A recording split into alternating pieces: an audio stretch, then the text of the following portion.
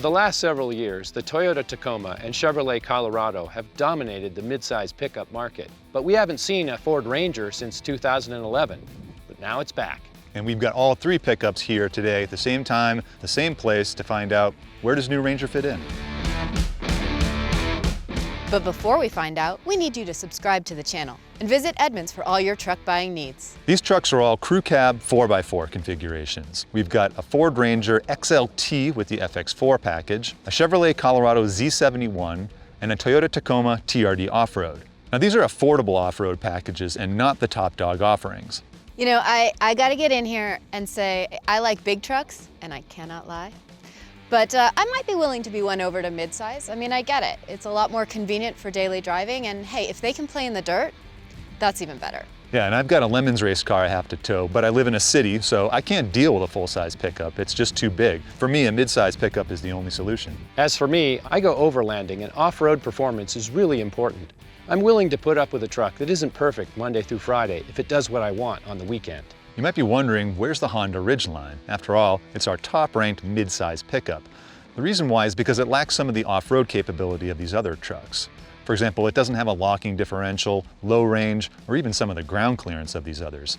For those reasons, we parked it for this test.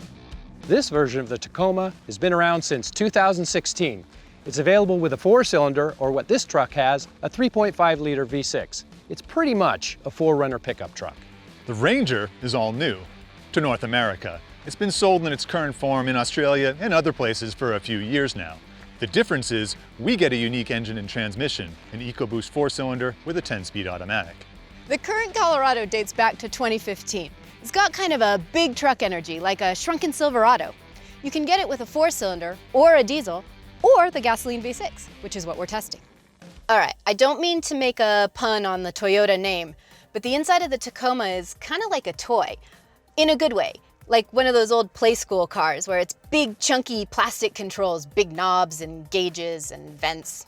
It's all really easy to get to, easy to use. The off-road controls are all up here, which is fantastic because you don't need them when you're driving around in the city, and they're easy to get to and very clear when you're out in the dirt. There's a lot of storage in convenient places for both the driver and the passenger, very egalitarian in here.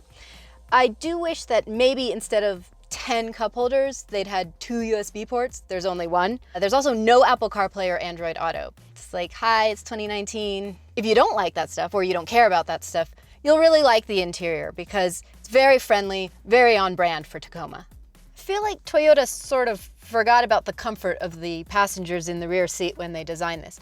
You sit up really high, the seats are really flat, and there's not a whole lot of legroom and definitely not a lot of headroom. That might be a little bit because we've got the optional sunroof, but as it sits, I certainly wouldn't want to be off-roading in the back of this.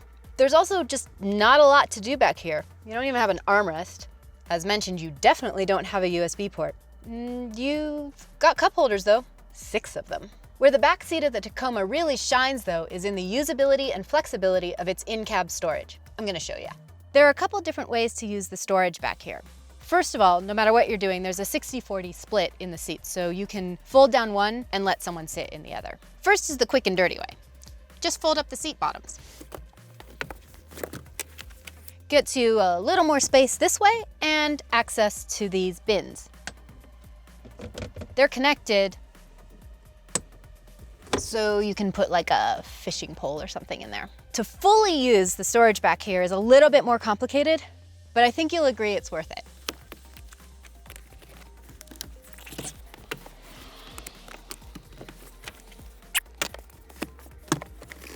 Look at this nice big flat shelf. You could put a lot of stuff here, tie it down, plenty of anchors, or maybe put a dog bed back here and take your buddy for a ride.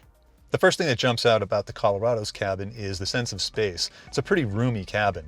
The controls are also really well placed. You've got big chunky knobs, well-labeled buttons, and the infotainment system's really good too.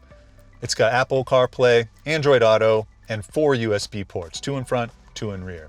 And it also looks like there's a lot of in-cabin storage, but it's kind of misleading. For example, this center console bin is huge and it holds a ton of stuff, But the downside is it's kind of just a big hole. There's no storage organization whatsoever. And you look at the door pockets, it looks like you've got 3 places to store stuff there. But really they're small and they're hard plastic, so if you put anything in them, they're just gonna rattle around and make noise. So from a functionality standpoint, the Colorado's cabin's kind of a mixed bag. Like the front seat, the Colorado's back seat is pretty wide, and you could fit 3 people across back here, and the person in the middle is not gonna hate you afterward. When they're not there, the center armrest folds down and there are 2 pretty big cup holders here. Backseat passengers will also appreciate that there's a 12-volt power point. And did I mention those 2 USBs? One thing we noticed is you gotta be a little bit careful getting in and out of the back seat because it's easy to catch your toes. But on the plus side, you've got a couple of different options when it comes to in-cab storage. The back seat is split 60-40. The seat bottom folds up like this to reveal some in-cab storage. Alternatively, you can flip the backrest down, and that's super easy. Boom. The only downside is this stack height's pretty high, but overall, this is simple and easy. Here in the Ranger, there's no mistaking you're in a Ford truck, and it's really spacious too. And I like the fact that it's got Apple CarPlay, Android Auto, and 4 USB ports. And the controls are mostly really near at hand and easy to figure out. But there are some exceptions. These HVAC controls are look-alike and tiny and hard to see in low light. The 4-wheel drive control could use a little hash mark to tell me which one it's in because I have to shade it to see if there's a lot of sunlight here. And this touchscreen needs a shortcut button or 2. You had to do everything on the touchscreen. As for the storage, there's a couple of cup holders, but not much else. This armrest is only really good on the driver's side. Passenger, they don't get anything. Overall, the new Ranger feels like a Ford truck, just not a very new one. And that's because it really isn't. Here in the back seat of the Ranger, things are a little bit tight for me. My headroom's okay, but my knees are jammed up against the seat here. And the rear seat back angle is a little bit vertical, not too bad though. Rear seat is cushioned well. What I really like there are 2 USBs back here and a 110 outlet and a little shelf for a phone. And there's also a center armrest that you can fold down to reveal a couple of cup holders. But let's take a look at the in-cab storage. You've heard of 60-40 split rear seats. How about 100-0? In this truck, you can't have 3 people in this cab and carry cargo. It's all or nothing. And here, it's really kind of lumpy. I don't think your pet's gonna wanna lay on this. This isn't too good. Let's see what happens when we fold the seat back. Fold these here, and that's as far as it goes. This is not a package platform. It's just access for the jack. I expected more, frankly. They may have optimized this for the US market, but they didn't spend much time back here. For many people, these trucks are a means to an end, a way to haul their toys out of town for the weekend. If only we had a dirt bike. Whoa, check it out. Let's get it in the trucks. The dirt bike fit in all 3 trucks with no problem. The differences between them were the tie-downs, features, and bed construction rather than the size. The Tacoma is the best equipped in the bed department, and it all comes standard on this trim level. No need for an expensive spray and liner here. Toyota uses a composite bed. It's molded to include 110 outlet, 2 storage compartments, and 2-tier loading. You can throw a couple of 2x6s in the notches and then throw a sheet of plywood across to make a second shelf. There are plenty of places to strap stuff down, with 6 tie-downs and 4 movable cleats. Other conveniences include a damped locking tailgate, a bed light, and a step-down bumper. For me, the best thing about the Tacoma is the lower bed sides. Look, I can reach the D-rings. The Ranger's bed is pretty basic. It has 6 fixed tie-down points, an optional spray-in bed liner, but what it doesn't have is 2-tiered loading or even a damp tailgate. What the Ranger does have that the others don't, a tailgate that locks and unlocks with a key fob. There's not a lot to the Chevy's bed. It's a basic steel box, has pretty tall sides.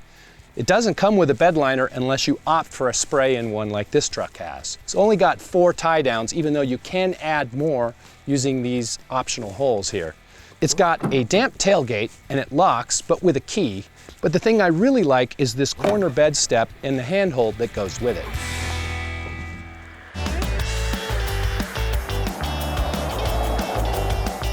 Dan, when we were driving earlier, you pointed out something to me about Ranger. Oh yeah, Ranger. You can chop letters off and it keeps spelling a word. Ranger, range, rang, ran, rah, rrr. Anger. Anger. Take the front one off, it spells something too. So guys, it's not that common that you get car sick in the driver's seat, Right. but somehow Ford has managed to make that possible in this Yeah, truck. This front end floats around quite a bit, and there's a little bit of pitch too, more than I would have expected. It's not confidence inspiring in terms of ride quality. It just doesn't feel like there's a lot of control. No, it's enough that I'm actually a little bit anxious going around corners. I mean, it's the kind of handling you'd expect from, say, a 70s sedan. I feel a little differently about the handling. I think this thing goes straight nicely, and it goes around corners pretty well, unless you hit a bump in the middle of the corner. But my biggest problem with the handling is there's no feel through the steering. In other words, as the tires are loading up, you don't feel it, so you don't have no confidence. But it's actually tracks pretty well. You don't have no confidence? I have confidence. Well, maybe I don't. Yeah, I'm with Dan. The front end, it feels too soft, and the steering is too numb and too light. The engine and trans combo are the best thing about this truck. Super fun, super fast. This engine doesn't have the most horsepower numbers-wise, but it definitely has the best response, and it does have the most torque. It has plenty of punch, and gets off the line really well, and you know, the transmission seems to, hey, now you're just showing off. Well, why wouldn't you? Because Right. I agree with you. It's the most fun in terms of acceleration, and it also sounds the best, which is sort of a surprise. It's also really quiet too, but you're right, you get that wall of torque, which is great for any kind of passing maneuver. The only thing I'd say is in D, it tends to favor the higher gears and the revs are too low, and then it's constantly having to downshift. But if you put it in S, it transforms that driving experience. Yeah, I think that makes sense though. D for fuel economy and S for, you know, having a little fun. The seats are adjustable, but they could use like a couple of notches in between where they are, especially in the angling of the back seat. I don't feel like it's super comfortable. Well, this is the XLT with the basic mechanical seats. There's an upgrade package that'll give you power seats with finer control. Oh, that would be nice. And then the Lariat is the same, but with leather. Oh yeah, how is it back there? Well, with the seat the way it is for you, Alana, I got plenty of leg room, and even Dan, who's 6'9". At least. I've got Oh, knee yeah. room right now, so it's not terrible right now. Dan, is that chair in a seat in a spot where you'd be happy on a long trip? Or Yeah, I could be. I'd probably put it back a little bit more, but I wouldn't have to. Yeah, I've got And by the some way, I'm space. 5'14", okay? Just for the record. That's a lot of math.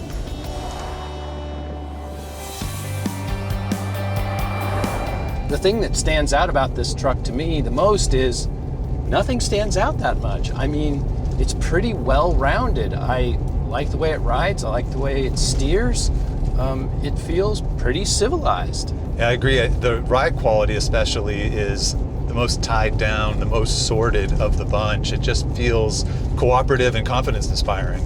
You could go and just do whatever fun thing you wanted to go do in your truck and not spend any time worrying about any of the elements of driving to go do that thing. Or just like around town, you know, Well, that- running errands or like even date night. Yeah, which is going to be most of the time. Yeah, because you go on so many dates. I meant around town running errands. Home Depot usually. But it's How- pretty quiet overall. I mean, you think about road noise, wind noise, engine noise, all of these are pretty well suppressed. Yeah, it's silent in here. Like, I'm glad you're not eating snacks because I would hear every crunch and I would be all irritated with you. The seats feel a little bit small, a little bit firm, but But that works for me, especially. I'm a narrow guy, pretty slim, so the seats actually work to my favor. well, about 3 years ago, I weighed about 40 more pounds than I do now. And then I thought that the seats were tiny and terrible, but now that I've lost a little weight, I actually like them better. Now you're in my camp. All right. Bragging, skinny guys. Another thing I like about the Colorado that goes along with everything else, just the overall competence, is the brake pedal. Feels nice and firm, get good response out of it, easy modulation, just feels real natural. Powertrain-wise, we've got a V6 normally aspirated and an 8-speed automatic. Guys, what do you think? I think it's just about right. I mean, 8 seems to be enough gears. And this engine doesn't have the most torque in the world, but has good power. And I don't find it lacking. And definitely I think the Colorado has the best on-road manners of the bunch. I'm really curious to see how it stacks up off-road, being that you're right, it doesn't have a locking differential or different terrain condition response, stability control settings, that kind of thing. So we'll see. The thing that stands out about the Colorado is nothing stands out very much. There's nothing here that I don't like. It's got great steering, handling, and it goes down the road smoothly. The damping seems about right over big bumps and small alike. You know, I could spend a lot of time behind the wheel in this. No real weak points to speak of. Except the driver. Hey-o. I'm just kidding. I could use a new passenger too. That was really mean. Jay is doing a good job. Yeah, why you got a bag on me? I'm just sitting here.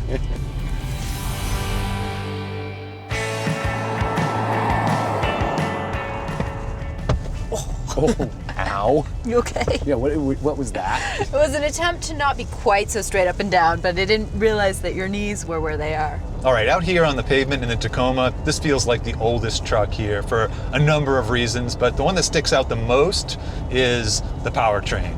The transmission always seems to be in way too high a gear, and there's not enough torque down low for the engine to be able to pull that gear. So that's the first thing that jumps out to me. Yeah, it keeps changing its mind, you know. It dithers between one gear and the next at the slightest provocation. Yeah, it's a modern powertrain, but it feels like an old powertrain. The engine's loud, there's a lot of road noise, and the steering too, it's really slow steering that has actually some feel. Yeah, I do but like it's also weighted indifferently, so the steering just kind of doesn't work for me either. I hate a steering wheel that doesn't care about you. Right? It just feels the most like a truck of any of the. Yeah, this is the of these. truckiest, definitely. It's the truckiest one. Yeah, although I do prefer the ride quality here to what we had in the Ranger. No barfing. Bar-free zone. Yeah, and let's talk driving position too. The floor in the Tacoma is much closer to your butt than in the other truck, so you have this legs out driving position. The greenhouse in the Tacoma also is shorter than the rest as a consequence of the floor being raised up.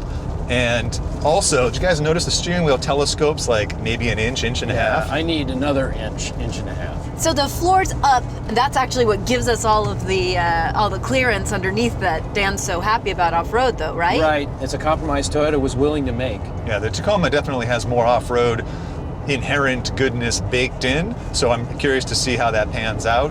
I gotta say, this sounds sort of mean, but I almost feel like we have gone back in time and are doing reviews of all three trucks from like 4, even 6 years ago. Yeah, this truck was redesigned in 2016, but its bones date back beyond that.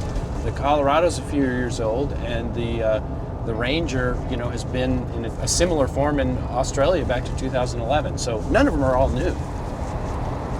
To me, the Tacoma feels like the oldest truck of the bunch, and there's a number of reasons why. The steering is another one I'm not crazy about. It does have feel, but the weighting is sort of indifferent, and the steering ratio is slow. So if you're in a parking lot situation, you're just putting armful after armful of steering input into this thing. The brake pedal, I noticed that it has good braking, but it's kind of really hard to modulate smoothly. It's kind of like grabby and inconsistent as you put on the brakes. In summary, the Tacoma feels the truckiest of the bunch, which can be good and bad. There's nothing sophisticated about the Tacoma, but it does feel like it was designed for something. I'm gonna find out what that thing is. Yeah, and I feel like whatever it's doing it on purpose.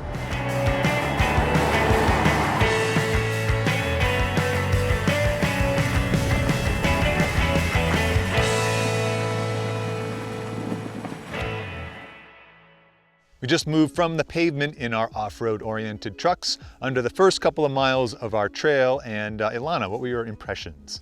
Well, all of the trucks made it no problem, but they felt very different as you were in the cab. I think it's probably easiest if I describe that in a sort of interpretive dance.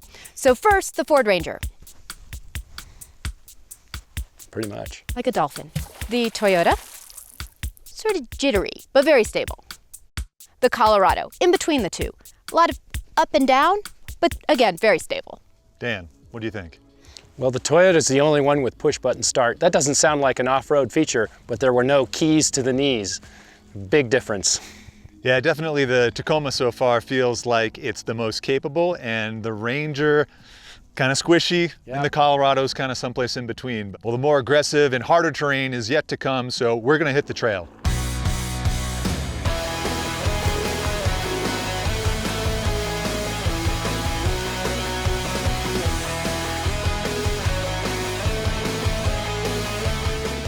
So unlike Dan, who does this sort of big rocky dirt trail driving for fun, I usually kind of only end up on this kind of road by accident. Whee!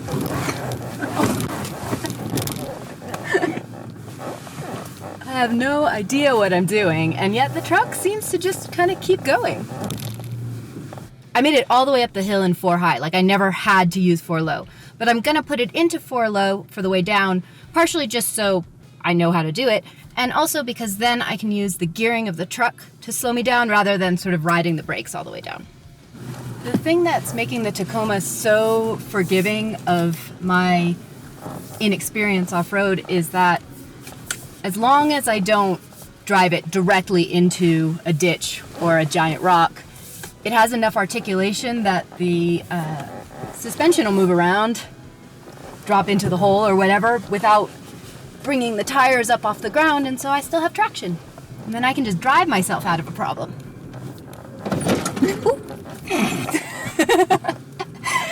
Or into a bush.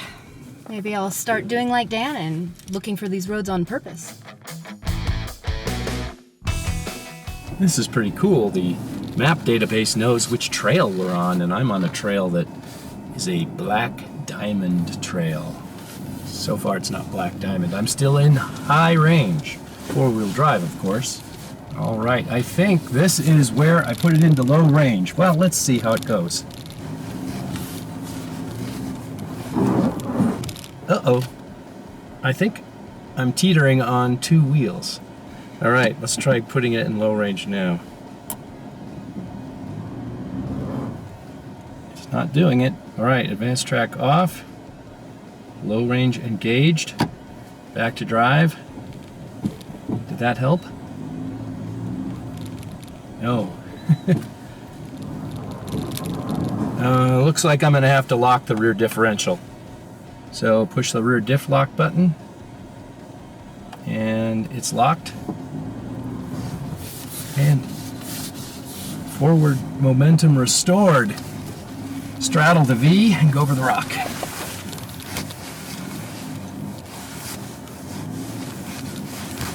Well, that wasn't much of a frame twist area to get a wheel that far off the ground.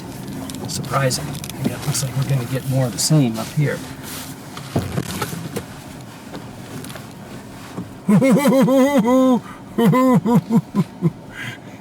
Now we've got the wheel up in the air.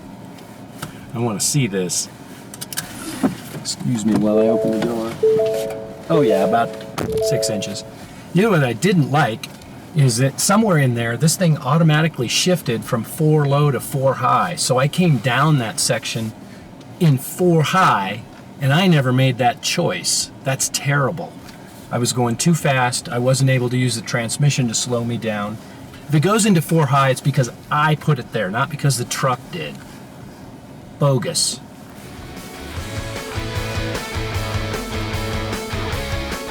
Over those bumps on top of them. Straddle this crack up here. Oh. Little momentum goes a long way sometimes. And that noise you hear is the key bouncing around. We're just kind of walking over these rocks.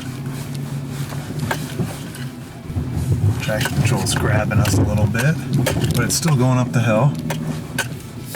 Put my tire on that big giant boulder in front of us, get a little bit of speed going. There we go. And it's just doing it. It's just going up the hill.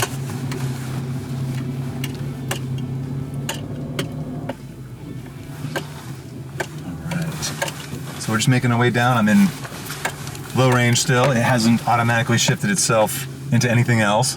So it's very faithfully responding to my commands. So even though the Colorado doesn't have a locking rear differential, it made it through the spot that the Ranger got stuck in. This hood is pretty broad and it can be hard to see over it.